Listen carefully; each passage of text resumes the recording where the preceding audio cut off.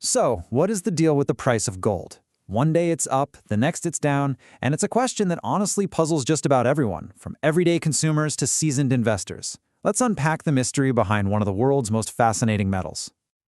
In this explainer, we're going to break down all those complex forces that push and pull on the price of gold, and we're going to pay special attention to the Indian market because this is a place where gold has a really unique and powerful meaning. You know, to really understand the price of gold, you first have to understand the passion for it. In India, gold isn't just another commodity. It is literally woven into the fabric of the culture. So just how much does India love gold? Well, get this. It's the world's second largest importer of the metal. That massive appetite means what happens in India doesn't just stay in India. No way. It sends ripples right across the global market. And this really gets to the heart of why. Gold is an absolutely essential part of weddings and festivals.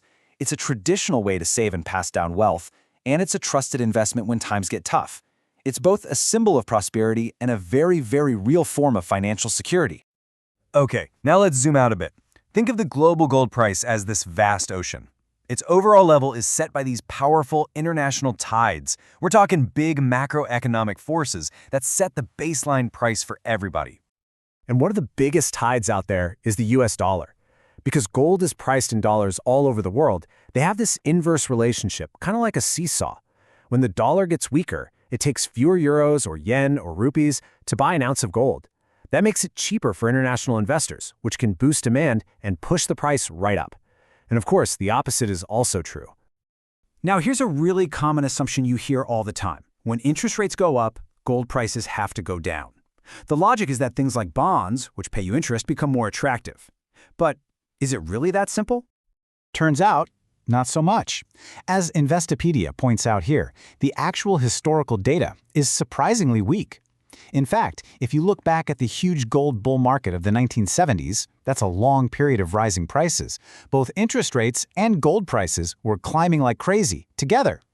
The key thing to remember is that this so-called rule is more of a myth than a market reality.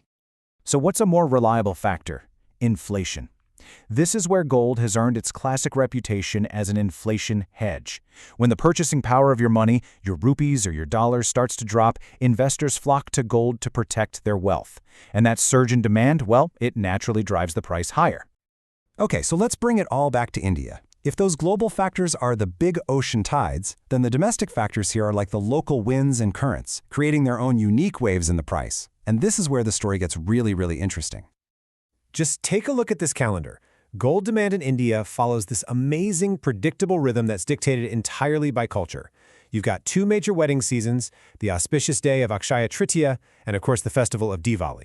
All of these trigger huge spikes in people buying gold. And the impact is huge. This seasonal and cultural demand can cause short-term price spikes of anywhere from 12 to 15%. That is a powerful local wind that jewelers and investors watch very, very closely.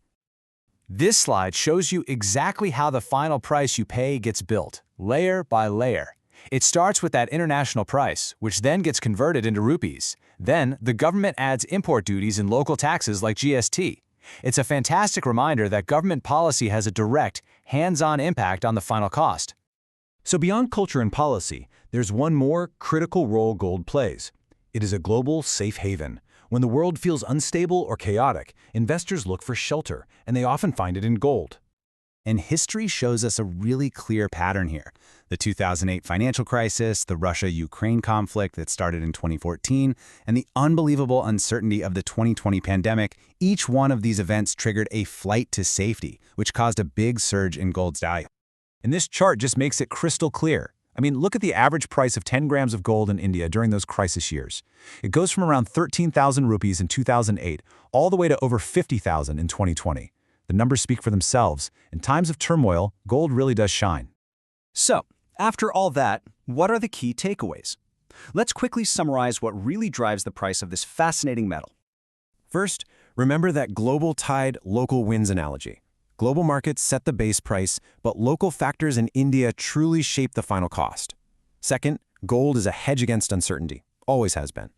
Third, in India, culture is a massive market force. And finally, never forget that government policy matters. Those taxes and duties are built right into the price tag. And that brings us to one last thought.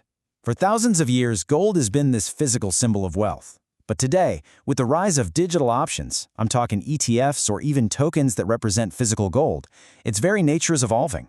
So the big question for the future is, how will this ancient asset adapt to a rapidly changing digital world?